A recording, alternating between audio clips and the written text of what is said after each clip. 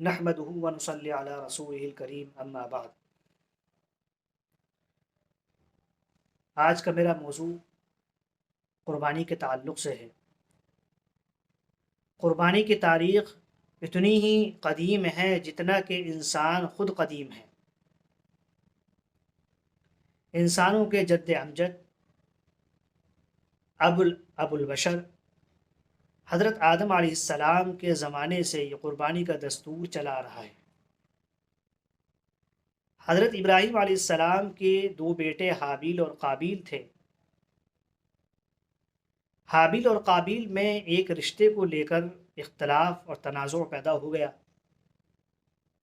واقعہ یہ ہوا کہ حابیل جو نیک طبیعت تھا، اس کا رشتہ ایک لڑکی سے ہوا،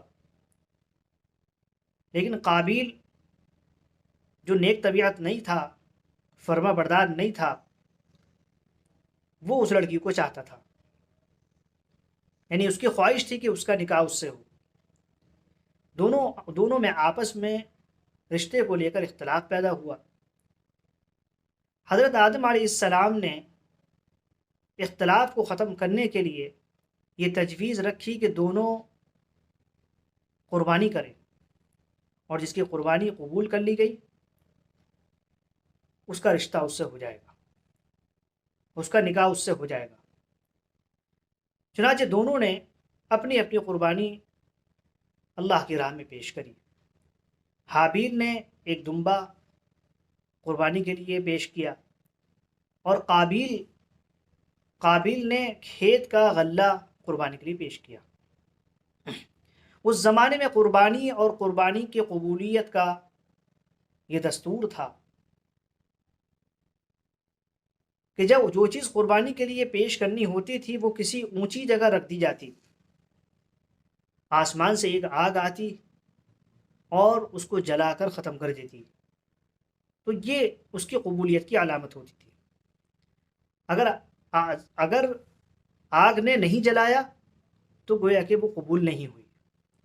یہاں بات یہ ہوئی کہ حابیل کی قربانی تو قبول کر لی گئی، یعنی آسمان سے آگ آئی اور اس نے دمبے کو وہ جلا کر ختم کر دیا، لیکن قابیل کا غلہ جو ہے وہ یوں ہی رکھا رہ گیا، آگ نے اس کو نہیں جلایا، اور وہ اس کی قربانی قبول نہیں ہوئی۔ قرآن مجید میں اس کا تذکرہ کیا، اذ قربا قربانا فتقبل من احدهما ولم يتقبل من الاخر، کہ جب دونوں نے اپنی اپنی قربانی پیش کری تو ایک کی قربانی قبول کر لی گئی اور دوسرے کی قربانی کو رد کر دیا گیا۔ تو یوں قربانی کی ابتدا یہاں ہوئی۔ اس کے بعد یہ قربانی کا عمل برابر چلتا رہا، اور ہر قوم ہر ملت کے اندر یہ جاری رہا۔ اس کا تذکرہ اللہ نے فرمایا وَلِكُلِّ أُمَّةٍ جَعَلْنَا مَنْسَكًا لِيَذْكُرُوا اسْمَ اللَّهِ عَلَى مَا رَزَقَهُم مِّن بَهِيمَةِ الْأَنْعَامِ، کہ ہم نے ہر قوم اور ہر امت کے لیے قربانی کو رکھا ہے تاکہ وہ ان جانوروں پر اللہ کا نام لیں جو ہم نے ان کو دیے ہیں۔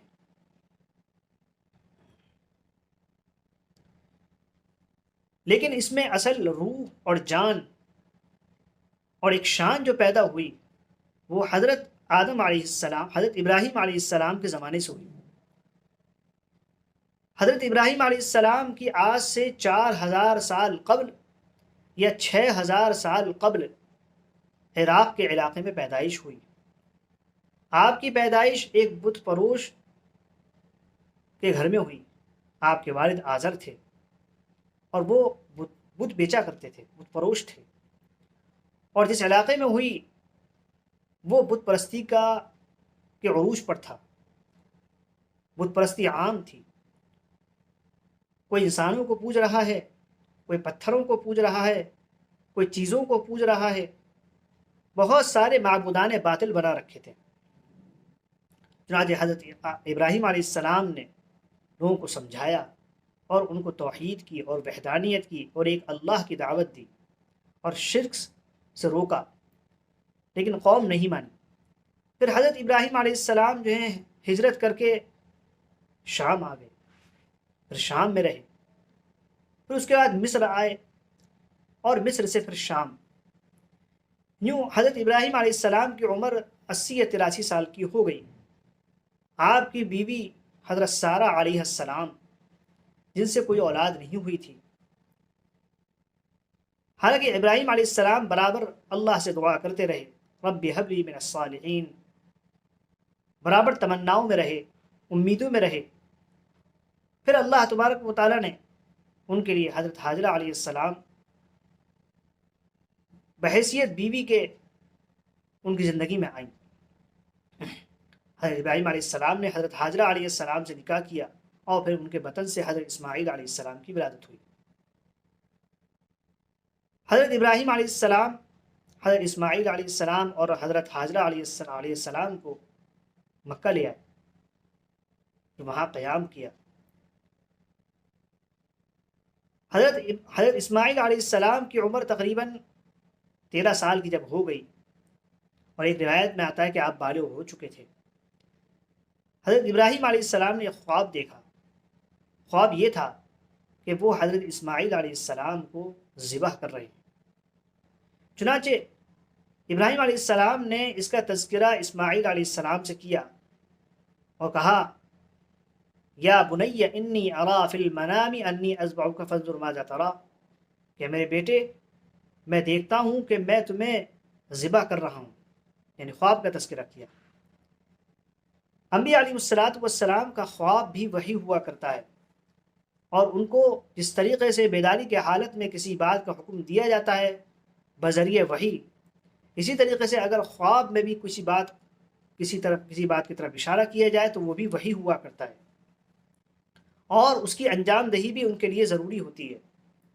تو یہ بھی حکم تھا اللہ کی طرف سے، اور یوں کہیے کہ اللہ کی طرف سے بہت بڑی آزمائش تھی، جس نے فرمایا ان ھذا لہو البلاء المبین، کہ یہ بہت بڑی آزمائش تھی۔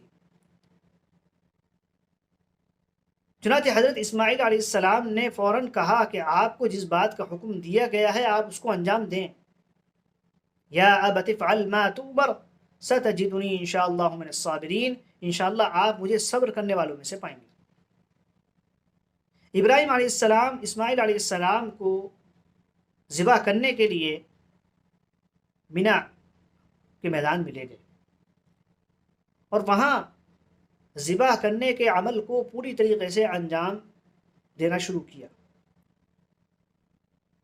اس کا تذکرہ ہے تاریخ کی کتابوں میں، سیرت میں اور احادیث نبوی میں، کہ وہ کس طریقے سے جو ہے انہوں نے قربانی کرنے کے لیے کیا کیا جو ہے وہ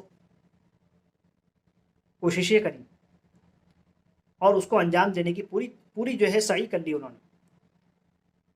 لیکن اللہ تبارک و تعالیٰ کی طرف سے پھر ندا آئی،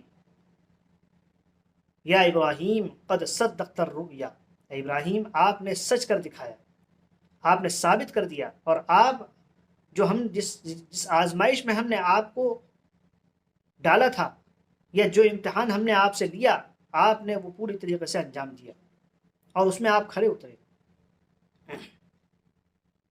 اور پھر اللہ تبارک و تعالیٰ نے اسماعیل علیہ السلام کے بدلے میں ایک مینڈھا وہ قربانی کے لیے دیا، وَفَدَيْنَاهُ بِذِبْحٍ عَظِيمٍ، کہ ہم نے ایک مینڈھا یا ایک ذبیحہ ان کی طرف سے ان کے بدلے میں قربان کرنے کے لیے دیا کہ وہ اس کو ذبح کریں۔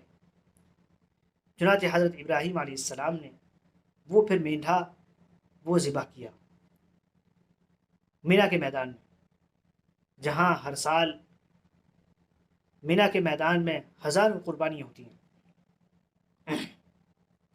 جہاں یہ ذبح کرنے کا عمل انجام دیا گیا، وہاں پر اس کی یادگار میں ایک مسجد بھی تعمیر کی گئی، ایک چھوٹی مسجد جس کا نام مسجد کبشہ ہے، کبشہ مینڈے کو کہتے ہیں، تو اسی کی یادگار میں وہ مسجد وہاں پر تعمیر کی گئی۔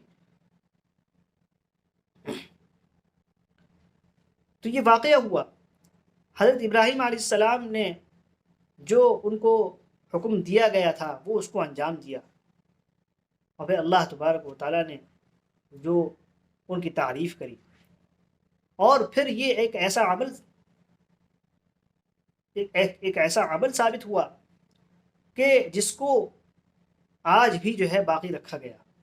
جناب رسول اللہ صلی اللہ علیہ وسلم جب نبی بنے تو آپ صلی اللہ علیہ وسلم نے صحابہ سے کہا کہ یہ تمہارے باپ کی سنت ہے، تمہارے باپ ابراہیم علیہ السلام کی سنت ہے، سنت و ابیکم ابراہیم۔ چنانچہ آپ صلی اللہ علیہ وسلم نے ہر صاحب استطاعت، مالدار جو قربانی کرنے کی استطاعت رکھتا ہے اس کے لیے ضروری قرار دیا کہ وہ قربانی کرے۔ یہ مختصر سی تاریخ ہے۔ انشاءاللہ قربانی کے اور مسائل، قربانی کس پر واجب ہے، قربانی کن جانوروں کی کرنا چاہیے، قربانی کے اور دیگر مسائل جو ہے وہ انشاءاللہ آگے بیان کیے جائیں گے۔